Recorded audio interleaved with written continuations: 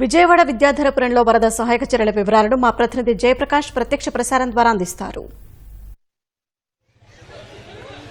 షాహీన్, ప్రస్తుతం మనం విద్యాధరపురంలో ఉన్నాము. ముంపు ప్రాంతాల్లో ఇది ఒకటి కీలకంగా చెప్పుకోవచ్చు. ఎందుకంటే ఇక్కడ ఎప్పుడు ఎటువంటి వరద అనేటువంటిది రాదు. అయితే కేవలం ఈ బుడమేరుకు సంబంధించి ఇక్కడ గండి పట్టడంతో వచ్చిన నీళ్ళే ఎక్కువ కనబడుతూ ఉన్నాయి. మనం చూసుకోవచ్చు ఇక్కడ పాలు, అదేవిధంగా వాటర్ కూడా ఇక్కడ సప్లై చేశారు. ఇక్కడ పాలు అంతా తీసుకుంటూ ఉన్నారు. ఇక్కడ చూసుకోవచ్చు ఈరోజు ఉదయం నుంచి పాలు అంతా తీసుకుంటూ ఉన్నారు. మరొక వైపు నిత్యావసర సరుకులు కూడా ఈరోజు ఉదయం నుంచి నిత్యావసర సరుకులకు సంబంధించి రేషన్, అదేవిధంగా రేషన్ వాహనం అక్కడ మనం దూరం నుంచి చూసుకోవచ్చు. రేషన్కి సంబంధించినవి కూడా ఇస్తూ ఉన్నారు. ఈరోజు ఉదయం నుంచి ప్రధానంగా చూసుకున్నట్లయితే మంచినీళ్ళ ప్యాకెట్లు, అదేవిధంగా ఇక్కడ పాలు ప్యాకెట్లు ఇవన్నీ సరఫరా జరుగుతూ ఉంది.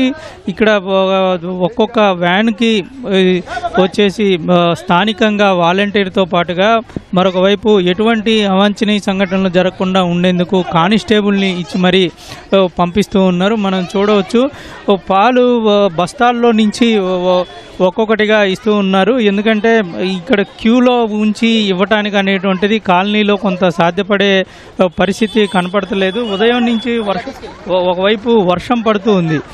వర్షం పడుతూ ఉన్నా సరే సహాయక చర్యల్లో ఎటువంటి ఆటంకం కలగట్లేదు. వాళ్ళు వర్షాన్ని సైతం లెక్క చేయకుండా వాళ్ళు ఇవ్వటం జరుగుతూ ఉంది. మనం కళ్ళను చూస్తూనే ఉన్నాము. ఒకవైపు పడుతూ ఉన్నా సరే ఇంకొక వైపు ఈ సహాయక చర్యలు ముమ్మరంగా సాగుతూ ఉన్నాయి. అసలు ఇదే ప్రాంతంలో నిన్న వచ్చినప్పుడు చూసుకున్నట్లయితే దాదాపు మోకాళ్ళ కిందికి నీళ్లు వచ్చాయి. ఈరోజు అసలు నీళ్ళే లేకుండా కేవలం కాలువల్లో అతి తక్కువ నీళ్లు మాత్రమే రోడ్డు మీద ఉన్నాయి. చాలా వరకు నీళ్లు దాదాపు ఇక్కడి నుంచి పోయాయని చెప్పుకోవచ్చు.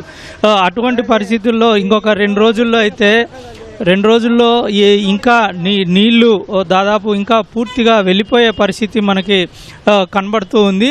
కేవలం వరద నీరు వచ్చి ఇక్కడ చేరటం వల్ల డ్రైనేజీలో ఉన్నటువంటి నీళ్లు పోక దాదాపు ఇక్కడ ఇక్కడ నీళ్లు ఉన్నాయనేటువంటిది చెప్తూ ఉన్నారు. సాధారణంగా ఎప్పుడు వర్షం కురిసినా సరే, ఎప్పుడు వచ్చినా సరే ఇటువంటి పరిస్థితులు తామెప్పుడు చూడలేదని చెప్తూ ఉన్నారు.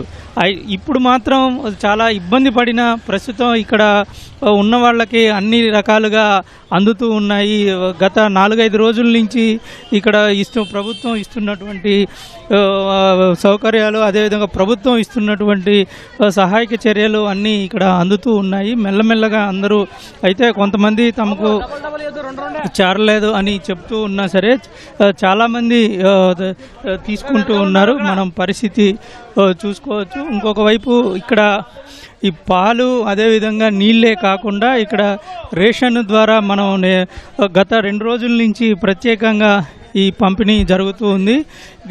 ఇక్కడ మనం చూసుకోవచ్చు ఈ రేషన్ ద్వారా 25 కేజీల బియ్యము, అదేవిధంగా ఇక్కడ ఉన్నటువంటి ఈ ప్యాకెట్లలో ఇక్కడ కూడా టెట్రా ప్యాకెట్లు, అదేవిధంగా ఆయిల్ ఇక్కడ మనం చూసుకోవచ్చు. ఈ ఆయిల్, పంచదార, బంగాళదుంపలు, ఉల్లిగడ్డలు ఇవన్నీ ఇక్కడ ఇస్తూ ఉన్నారు.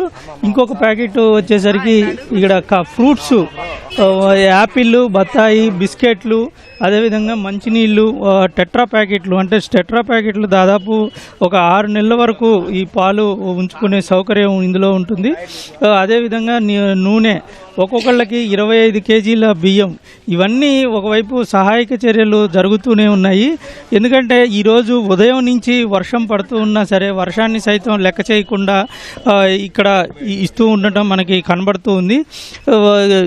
ఎప్పుడైతే ఈ రేషన్ ఎలాగైతే ఇస్తారో అదే విధంగా ఇక్కడ ఇస్తూ ఉన్నారు. మొత్తం మీద కొంత భయపడినా సరే, అంటే వర్షం వల్ల ఎక్కడైనా ఆటంకం జరుగుతుందా అని అధికారులు కొంత భయపడాల్సిన పరిస్థితి వచ్చింది. అయినా సరే అటువంటి పరిస్థితులు ఏమీ రాకుండా వీళ్ళని సహాయక చర్యలు అయితే కొనసాగుతూ చేస్తూ ఉన్నారు. దీనికి తగ్గట్టు ఎక్కడ ఎటువంటి ఇబ్బంది రాకుండా ఉండేందుకు ఒక్కొక్క వెహికల్ సంబంధించి పోలీసులని ఏర్పాటు చేయటం, వాళ్ళు లైన్ ద్వారా ఇక్కడ ఇవ్వటం అనేటువంటిది జరుగుతూ ఉంది. ఒకసారి వీళ్ళని అడిగి తెలుసుకుందాం. చెప్పండి సార్, మీరు ఎట్లా ఇస్తున్నారు సార్? ఏమేమి ఇస్తున్నారు సార్? దీంట్లో మొత్తం 6-7 ఐటమ్స్ దీంట్లో ఉన్నాయి. దాంట్లో 4 ఐటమ్స్ ఉన్నాయి సార్. అవి మొత్తం రేషన్ కార్డు ద్వారా ఇస్తున్నాం సార్. అంటే రేషన్ కార్డు ద్వారా ఎట్లాగా మీరు ఇస్తారు? ఏదైనా పంచ్ చేయటం జరుగుతుందా లేకపోతే ఎట్లా ఉంటుంది? మంచిగా చేస్తున్నాం సార్. మనంత చేతనంత వరకు చేస్తున్నాం. సీఎం గారు చెప్పారు, దాని విదేశాల మేరకు చేస్తున్నాం. అంటే రోజుకి ఎన్ని ఇస్తున్నారు, ఎట్లా సార్? మనకు అక్కడ కొంచెం అందట్లేదు సార్. సరుకు అనేది కొంచెం అక్కడ డిలే అవుతుంది. దానివల్ల మనకు రోజుకి రెండు ట్రిప్పులు వేస్తున్నాం. 40 కార్డులు ట్రిప్పుకి, 2 ట్రిప్పులు 80 కార్డులు కొడుతున్నాం సార్ రోజుకి. ఇది ఈ రేషన్ ద్వారా ఒకవైపు రేషన్ కార్డు లేదంటే ఆధార్ కార్డు, ఈ రెండు ఉన్నవాళ్ళు ఏదైనా సరే ఇక్కడికి వస్తూ ఉంటుంది. ఒక వాలంటీర్ని ఇక్కడ ఏర్పాటు చేసి ఇవంతా ఇవ్వటం జరుగుతూ ఉంది. ఒకవైపు చూసుకున్నట్లయితే పాలు మనం అక్కడ చూస్తూనే ఉన్నాము. ఇవి చాలా ముఖ్యమైనవి, ఎందుకంటే చంటి పిల్లలు, పెద్దవాళ్ళు వీళ్ళంతా పొద్దున్నే లేచిన తర్వాత పాలు అనేది చాలా ముఖ్యంగా ఉంటుంది, వాళ్ళకి అవసరమవుతుంది. బయటికి రాలేని పరిస్థితిలో ఉన్నవాళ్ళు ఇంట్లో అన్నీ మునిగిపోయి కనీసం ఇప్పుడు వాటిని నీళ్లు తగ్గినా సరే వాటిని ఇప్పుడు ఆన్ చేయలేని పరిస్థితి అయితే నెలకొంది.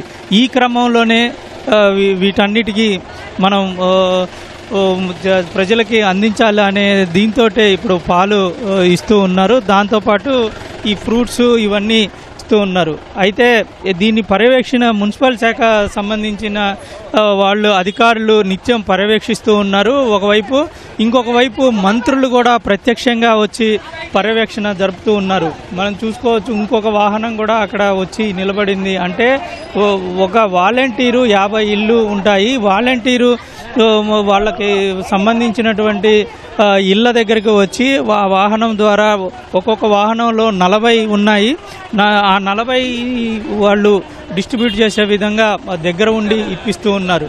ఇంకొక వైపు ఈ పాలు కానీ నీళ్లు కానీ ఈ కాలనీ అంతా ఇచ్చే విధంగా వాళ్ళు మొత్తం దగ్గర ఉండి పర్యవేక్షిస్తూ ఉన్నారు. మొత్తం మీద ఈ సహాయక చర్యలు అనేటువంటిది ఖచ్చితంగా ఎటువంటి ఆటంకం లేకుండా చాలా ప్రాంతాల్లో జరుగుతూ ఉన్నాయి. ఎందుకంటే ఎగువ ప్రాంతాల నుంచి క్రమంగా మెల్లగా నీళ్లు తగ్గి లోతట్టు ప్రాంతాలకి నీళ్లు రావటము, ఉదయం నుంచి ఎక్కువ వర్షం పడటము, వీటి వల్ల అన్నిటిలో నీళ్లు వస్తూ ఉన్నాయి. అదే కొద్దిగా ఆగితే కనుక ఖచ్చితంగా ఇవన్నీ తగ్గే అవకాశం అయితే మనకి కనబడుతూ ఉంది. ఖచ్చితంగా ఈ నీళ్లు ఒక 2 రోజుల్లో పూర్తిగా తగ్గుతాయి. వరద పైనుంచి కనుక వస్తే కొంతమేర పెరిగే అవకాశం ఉందని అధికారులు హెచ్చరిస్తూ ఉన్నారు. కెమెరామెన్ గోపితో జయప్రకాష్, ఈటీవీ న్యూస్, విజయవాడ.